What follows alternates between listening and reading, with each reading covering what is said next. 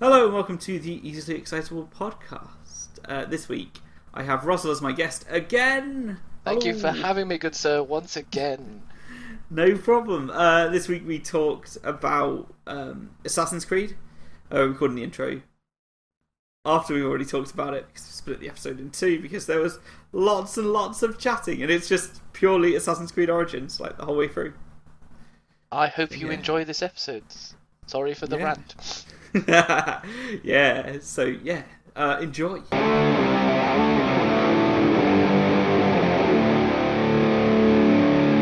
So, what games have you been playing recently? So I played a bit of Mario Odyssey. I think I got that on my Switch, so that's been my travel companion game. But I've not traveled too much recently, so actually I haven't put that much time into it. Okay. I generally kind of don't play my Switch like as a docked console at all. I don't know if that's fairly dissimilar to a lot of people. I really just use it as an on-the-go thing. So the game I really played was Assassin's Creed Origins. Okay, cool. So, Rachel's been playing it, and she's completed it? Yeah, she's completed the main story in it. Yep. But she's doing all the side missions, of which there are a lot. Yeah, And I sat on the sofa and enjoyed watching her play through the game, while I've been playing other games or just watching it or having other videos on while she does the actiony parts of the game. Yep. That don't have much narrative content to them.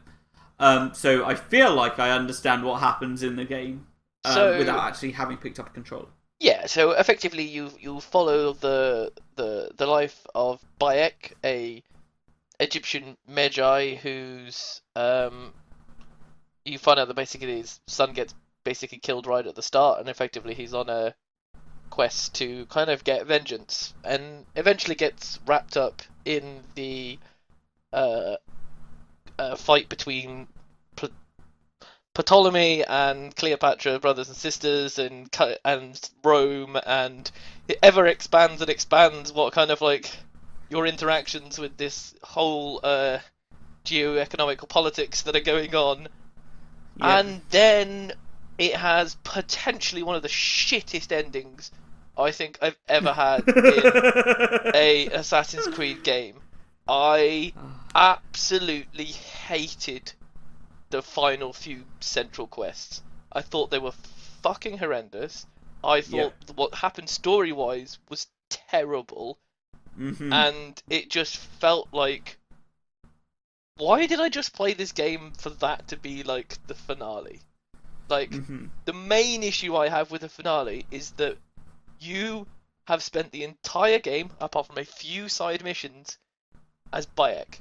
There's a few missions where you play as Aya, which are all the fucking shit missions, which are the worst missions. They took the worst things from Black Flag, which was the ship missions, and they put that in the game, going like, let's fight as the ships. It's just like, I don't want to fight as the ships. The fun thing about the ships was being able to go around all of the islands singing sea shanties. It wasn't the friggin' actual battle dynamics. They were good, but it wasn't the best aspect. So you play Bayek, you create this character, you improve them how you want to improve them. You have the weapons that you want. You have all of the different spears, swords, bows that you want to choose. You kind of equip yourself the way you want. And then effectively one of the major fights that you have to do at the end, you have to do as Aya, who is a completely different character. Like, doesn't have, like, the same weapons. You can't change her equipment, so she's fixed on that. She's the wife of Bayek, for anyone who hasn't played the game at all. And so you think, oh yeah, their stories are tied together, but at the end they actually diverge. And then, she gets put into a bunch of missions. She commands the ship missions. And like you said, it doesn't make any sense as to why she should be given the final missions over Bayek, other than it's in another location. Oh, I think the reason is that he doesn't want to do it anymore. Like, this is now massive spoiler territory. Warning here. Yeah, let's just go spoilers because, like, effectively, you help Cleopatra defeat Ptolemy to take back like the Egyptian throne, and then kind of link up with Caesar, and then realise that you've kind of been shafted over by both Cleopatra and Caesar. So you mainly by Caesar, so you go and take revenge. And Bayek was like, I don't want to be part of this anymore. We were helping her out to be our queen, to help us all out, help all the people out, and she's just basically betrayed us the same as everybody else.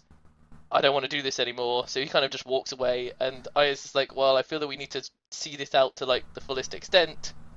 So she then goes to Rome, kills like the one last person who was involved directly with killing their son, and then is the person who stabs Caesar in the fucking back. Are you kidding me?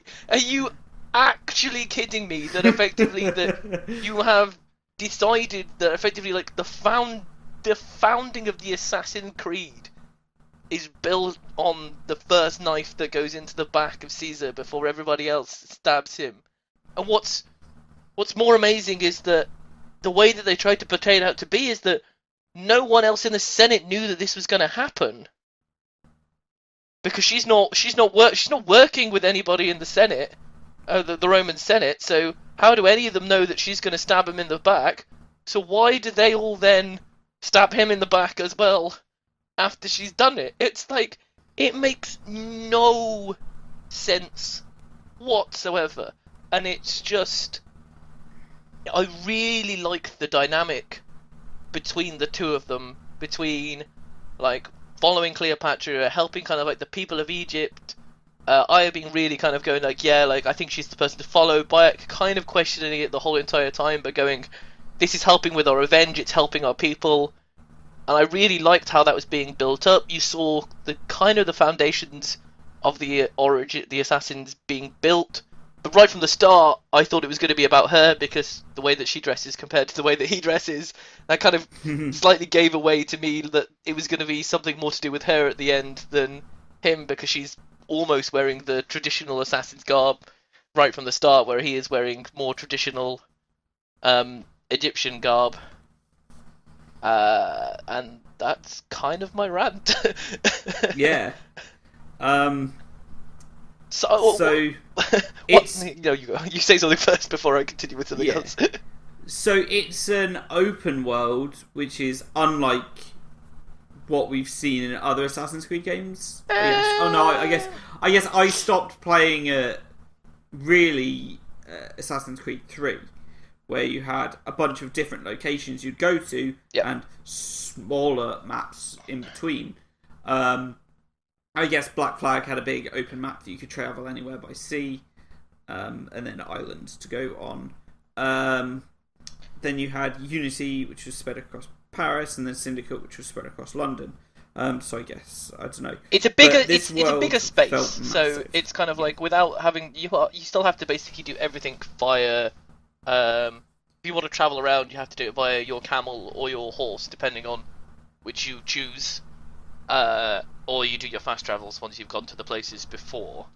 So it's definitely the biggest one where you don't have you don't have like a ship to kind of travel you between places. But yeah, once again, it's one of those open world ones where there's hundreds of side quests. Like, I pretty much did side quests to get to the level that then was the suggested level for each of the main missions. I did like enough side quests to do that, and I've gone back and I've played a few more side quests. I've done like the 100% covering of the map, found all my synchronization points, and done most of the tombs, and tried to kill most of the Falakis, which are the like hunter people that bounty hunters that are sent after you. So I've killed all but one of those, because the last one's like level 40, and so are you, and he's an absolute bitch. Even with my slightly cowardice techniques of stocking up on arrows and finding a place which he can't climb to and shooting him from distance until I've taken as much health away from them as possible, then trying to run somewhere and get more arrows and do exactly the same. But yeah, we found the thing to do would just be throw smoke bombs on the ground that like damage them and knock them down, and then just be like, ha ha ha ha, and swipe at them while they're incapacitated. So yeah, like it's weird. Like, I really enjoyed. So I really enjoyed the real world aspect of the plot. So, like most Assassin's Creed game, you're playing the synchronization through like an individual, and this individual is kind of somebody who had been working for Abstergo, but had generally been very upset by their practices and felt that they'd been kind of like shut out, so kind of was going slightly rogue-ish with Abstergo. And there's a lot to the first time you come out, you can go onto their computer. There's a lot to read. I found a lot of that very interesting because I find the whole Abstergo world and side very interesting. It was also amusing that effectively the film is canon in the game series as well. Yep. Which is slightly amusing. It's like the idea that they were probably hopefully expecting the movie would do a lot better and kind of you could have a lot more tie-ins. But yeah, where it wasn't very good, was it? No. Yeah, all that smoky mist where effectively you couldn't see shit. It was just like, oh, what the hell's going on here? But I think that storyline was very interesting. I think I finished in finding all of the ancient temple places which are on the map as well. So they've add story to kind of like the precursor world, which I've always found very interesting because it still talks about like the inevitable which is coming, like the destruction of the human race, or that you've only delayed it instead of stopped it. And I always find all of that very interesting, but as I've said, I was very disappointed with the actual kind of gameplay for the finale of the game and the final aspect.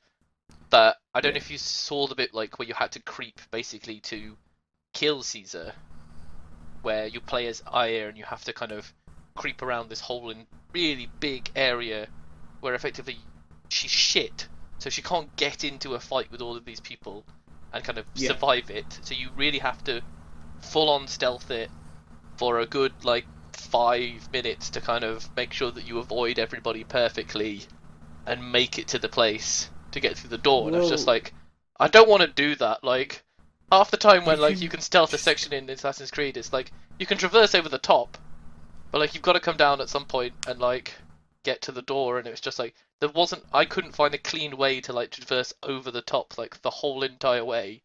You could traverse around the wall on the inside, like the inside wall. You could crawl the whole way around. It was really slow, and then just climb down in front of the door. I was just like, well, that's a way to subvert that, but yeah, it's kind of the point of because you're controlling Aya, you're not controlling Baya. You can't play the game the way that you've played the game up to there.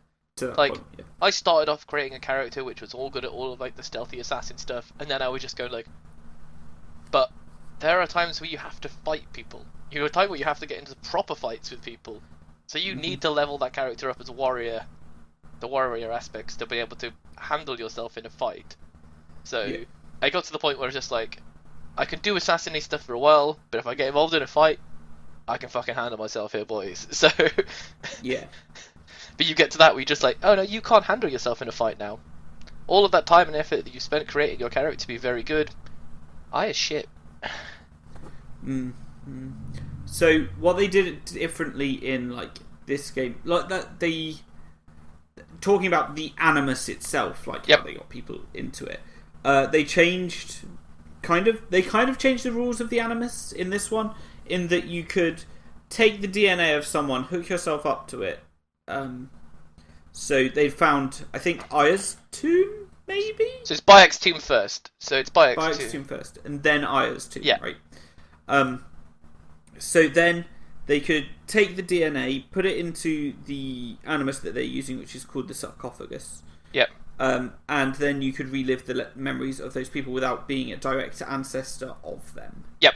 So this is all what the character that you kind of play as. If you, I don't know, you probably didn't. If you were playing the side by side, you didn't read a lot of like the journal material which is on the computer.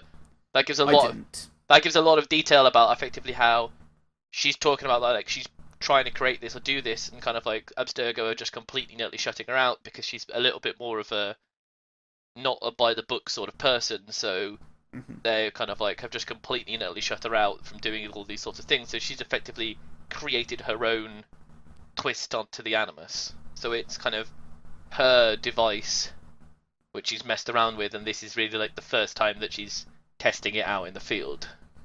Yeah. What was her goal? Like, for going and seeing Bayek and Aya? So they'd been sent... I think they'd been sent there to retrieve some sort of artifact. So probably some other person that they've worked out kind of like knew that this Bayek person had some sort of link to something kind of like precursory or something important in the past. So they send basically like these team of twos to go and like investigate like the Animus, or investigate like the area around like something when they know that where somewhere exists, they can kind of maybe find something. So they were sent by Abstergo to do that, but like she twisted it once she kind of like worked out what she'd done, and she would like effectively was a good friend with the girl, I can't remember, I think it's Sophie, who effectively runs Abstergo, because it was her dad was the one that like dies at the end of the film. She's like one of the main persons, and she was like a good friend with Sophie like a long time ago, and kind of it had all kind of like separated, and this all seemed to be kind of like her kind of like initially to start off trying to like to win back her like her favor by showing her something like amazing, and then it got to be a point of kind of like, fuck you Abstergo, I'm doing exactly what I'm going to do my own thing. And then kind of the shit that occurs about that. And if we go into full spoilerish mode, spoiler, you get met by Miles' dad. Yes. Oh no. Yeah, Desmond's dad. Desmond's the main character. Yeah, Desmond Miles, like, sorry, yeah. Assassin's Creed 1, 2 and 3? Yeah, he gets offed at the end of at the end of 3. He chooses to die to save the world. Yeah. At the end of 3, which is then just kind of like interesting. Yeah. And like the reason in like Assassin's Creed 1 is to find the apple outside of the Animus. Yeah. Because they believe that's where it is. And that's the same in 2 Brotherhood. All of them. All of them are about finding historical characters who have links to the precursors. So that's like 1, 2, 3 are all around about that. Black Flag is about the observers, which are people that actually have human and precursor DNA. Unity and Syndicate, I can't remember exactly, but they're not the Apple of Eden, but they're still like precursor technology ones. Yeah, and this one again it wasn't the Apple, but it was different precursor technology, which was the reason why it was interesting. Yes, yeah. Yeah, no, that's why I found like drew me to it, but it seems to be a bit more obfuscated and difficult to follow when you're less in and out of the Animus. But like, I guess that was the benefit of Assassin's Creed 1 and 2, is that they're like, this is the Animus, this is what we're looking for. Yeah. So they kind of framed it around that, whereas in the later ones, it's just like, oh, you'll come out of the Animus infrequently. I think you come out of the Animus like 4 or 5 times, and that's it. You can actually come out anytime you like after a certain point if you want. And there's more things to like read on the computer each time you come out, generally, because he'll talk about either things that happened that you've been talking about, or how things are actually progressing in the real world at the same time. So you can, but you don't have to come out any more times than when you come out automatically. What do you think? It's like you come out once to find Aya's body. You come once to kill the people that attack you, and then once when Desmond's dad turns up. So yeah, probably just 3 times. Yeah. So yeah, you don't see much, and there's not much not too much exposition, but yeah, it's interesting. No, I think once again from probably Black Flag onwards, the exposition is there if you want to find the exposition. So there's in Black Flag you play as they've kind of turned the Animus into like a game. So they've turned kind of like this Edward Kenway character like into a game, and like you're all supposed to kind of like play along with it.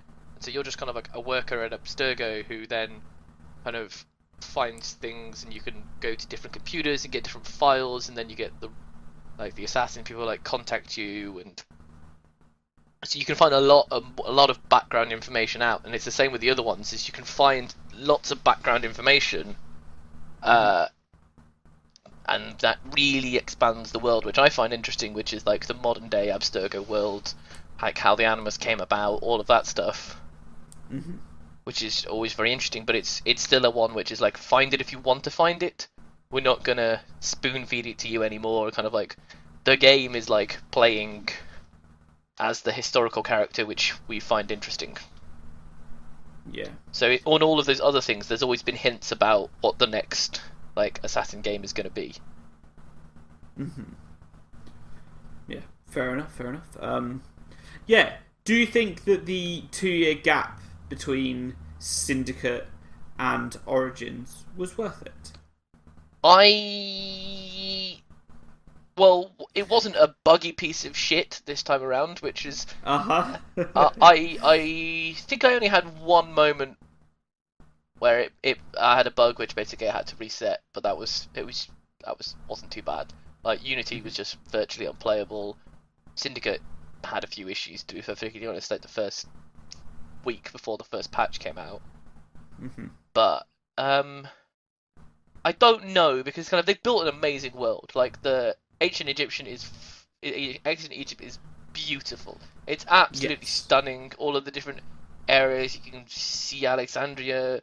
You can go to Memphis, you can climb up the freaking Sphinx, the Great Pyramids, you've got all the tombs inside them as well. Like, it's stunning, and it's a different visually. Like, I really enjoyed Syndicate, I really enjoyed the Victorian London, but that's a really kind of dank, grey sort of environment. This is like a much more vibrant, much more beautiful kind of like environment, which I think would have taken time to do, and I enjoyed that. I enjoyed that they changed, like, so it's actually got like a skill tree now, so you can choose how to kind of like level yourself up. I enjoyed like some of the extra things that they added with the bounty hunters that are after you, a few other things, but it was still, as a whole, I thoroughly enjoyed playing the game until I felt like the ending was just like, oh, you've been enjoying this game for 40 hours now, here's a pile of shite to finish on you, and it was just like, fuck you. Like, I've invested the hours now, and it's like, it's a slap to the face for going like, you've just, yeah. No, the whole game looked like it was a lot of fun. I still haven't picked it up. Like, it's sitting on the floor in front of me, and I'm like, I could totally just pick it up and play it and get a grasp of like how the combat is. But I've already seen all of the story, so. Did Rachel get to the point of fighting any of the elephants? Yeah. She's taken some of the elephants down, like, in the arenas. Yeah, so they're kind of like the extra things, because you can finish the game at probably about level 33. Like level 34, something like that. I think that's probably about what it suggests. That, yeah. But there's plenty of things to do afterwards. Like, it's not a... You couldn't have explored, like, the whole entire map at that level. Like, there are places that you would die fairly instantaneously at, like, level 33. So there is plenty of things to do afterwards. There's story-based DLC coming. There also is like weekly or bi-weekly events, which basically involves mythical characters to kind of go take down. Which I'm interested. Yeah. I've not done any of those yet because I haven't played it that often. Kind of like since I did finish it, but it seems to me like, because you fight, well, there's kind of one scene where you kind of fight the god of death, but you don't really, because it's all like a hallucination. But yeah, it'd be interesting to see kind of like how they pull those ones out, because I haven't actually got around to doing any of them yet. But it's tried to do this games as a service aspect of keeping you playing the game after you're done. And I know I will go back to it because I do want to at least finish that last bounty hunter off, because that's annoying that there's just the one left. But yeah. I'm not the type of person who will go and find absolutely everything. Mm-hmm. I will clear the map. Which yeah, I will. I mean, no, not clear the map. I'll get the map fully cleared. I'll have all my synchronization points, points. Mm-hmm. But if there are other things to still do, if they don't entice me, I won't continue to do them. Like, I've not, like, in the old ones, chased after like the song pages or the feathers, or because it's like, yeah, I've got other games I'd rather play than spend 10 hours chasing after feathers. So yeah, if there's any side quests I recommend doing, it's the one where you go and find all the stone circles and follow that through. That's a great little quest, and it leads you to like one of the precursors technologies. So yeah, and yeah, the other thing the other thing I'd advise to do is there are tombs that are and there are, I think there's 5 or 6 precursor messages that are not that you will not get via the central storyline. I think it's 2 which you get via the central storyline, and then I think another 4 or 5 that you would not get by the central storyline. So if you want to know that, they're definitely worth looking for. Did the one with the mirrors, which was really annoying. Yeah, Rachel did that one like 2 days ago. I was just going like, it's right at the bottom of the map. I kind of came into that place from above instead of following kind of one of the entrances, and I was going like, why can't I get to it? What the fuck is going on here? And then I went to leave it because I was really annoyed, and then the way I went to exit out, I could see that there was the light mirror that was not reflecting off something, and I was just like, oh, I've got to move some mirrors, haven't I? Yeah. Yeah. So let's play the mummy game. You can enter that from entirely the wrong side, and because it's like a big trench in the sand, and it's just mirrors at one end of it, and until you see like there's a little line going in on the map as to where the light goes, you wouldn't notice what's going on there at all.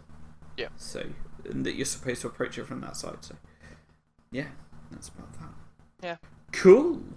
Russell, where can we find you across the internet as we wrap this episode up? Russman2k is my gamer tag on many things and across the most social internet, and at @Esom on Twitter. Awesome. I can be found across the internet at Destroy Topham or at Etherfar.